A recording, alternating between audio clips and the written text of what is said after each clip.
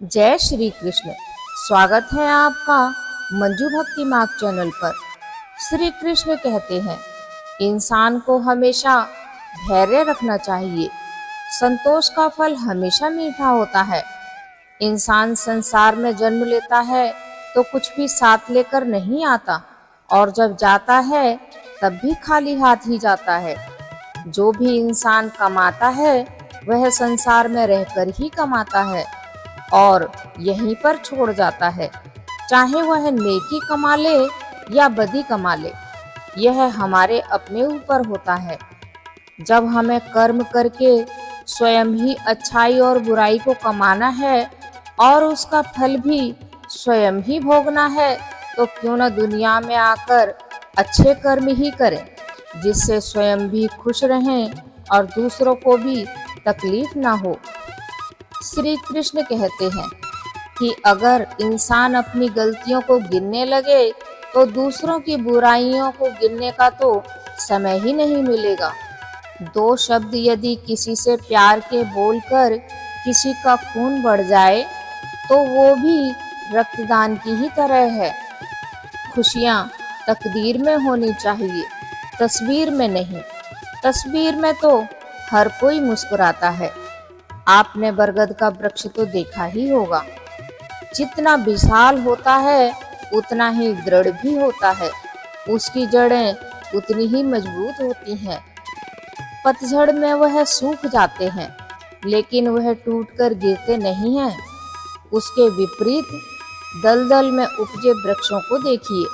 वे बड़े ही विशाल हो सकते हैं, उन पर मौसम का प्रभाव भी नहीं होता, हमेशा हरे भरे रहते हैं, परंतु इतने दुर्बल होते हैं कि जलधारा के हल्के वेग से वे गिर जाते हैं। परंतु इसका कारण क्या होता है? जिसकी जड़ें भूमि में मजबूती से टिकी हैं वह समय की मार को सह लेता है, और जिसकी जड़ें दलदल में हैं वह कमजोर है और वह जल्द ही टूटकर गिर जाता है। ऐसा ही मनुष्य के साथ भी होता है। जो अधर्म पर चलता है वह जल्द ही नष्ट हो जाता है, और जो धर्म की राह पर आगे बढ़ता है वह हर समस्या का सामना आसानी से कर लेता है। अब आप पर निर्भर करता है कि आप अपने आप को क्या बनाना चाहते हैं। श्री कृष्ण कहते हैं, जीवन न बीते हुए कल में था, न ही आने वाले कल में है। जीवन तो आज में है। हम दुनिया से कभी भी शांति नहीं पा सकते जब तक हम अपने अंदर से शांत न हो। फूंक मारकर हम दिए को तो बुझा सकते हैं, परंतु अगरबत्ती को नहीं, क्योंकि जो महकता है उसे कौन खत्म कर सकता है, और जो जलता है वह तो खुद ही बुझ जाता है। ये महत्वपूर्ण नहीं है कि आप सफल हैं या नहीं। महत्वपूर्ण ये है कि आप उतने सफल हुए हैं कि जितनी आप में क्षमता थी। उसी ने जगत बनाया है, हर कण में वह समाया है। दुख भी सुख सा बीतेगा, श्री कृष्ण का सर पर साया है।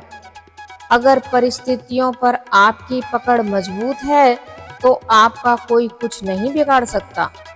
दुनिया में कभी भी किसी पर निर्भर नहीं रहना चाहिए, क्योंकि यदि आप किसी की छाया में रहते हैं तो आपको अपनी परछाई नजर नहीं आती। संसार में सभी एक जैसे नहीं हैं। जिसने तुम्हारा साथ दिया उसका तुम भी साथ दो। जिसने तुम्हें त्याग दिया तुम उसे त्याग दो। दुनिया को निरंतर माफ करते रहें और परमात्मा को निरंतर याद करते रहें। जीवन सफल हो जाएगा। जीवन में वाणी को संयम रखना अनिवार्य है, क्योंकि वाणी से दिए गए घाव कभी नहीं भरते। मन से पाप करने वाले को मन से, तन से पाप करने वाले को तन से, दिमाग से पाप करने वाले को दिमाग से, और दिल से पाप करने वाले को दिल से सजा मिलना निश्चित है।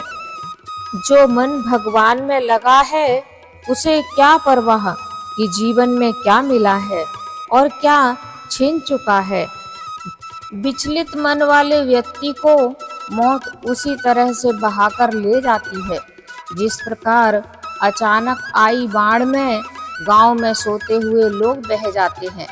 देखते समय देखिए, सोते समय सोइए और महसूस करते समय केवल महसूस कीजिए। यही वास्तविक कर्म है। आपका काम है अपनी पसंद के काम को खोजना और फिर उसी काम में अपने आप को पूरी निष्ठा से लगा दें। आपको सफलता अवश्य मिलेगी। दुनिया में अधिकांश लोग असफल हो जाते हैं क्योंकि विपरीत परिस्थितियां आने पर उनका साहस टूट जाता है और भयभीत हो जाते हैं। कभी किसी और के लिए जीने का प्रयास मत करो और किसी के लिए अच्छा बनने का प्रयास भी मत करो। हम अकेले आए हैं और अकेले ही जाएंगे। हम जैसा कर्म करेंगे वैसा ही फल पाएंगे।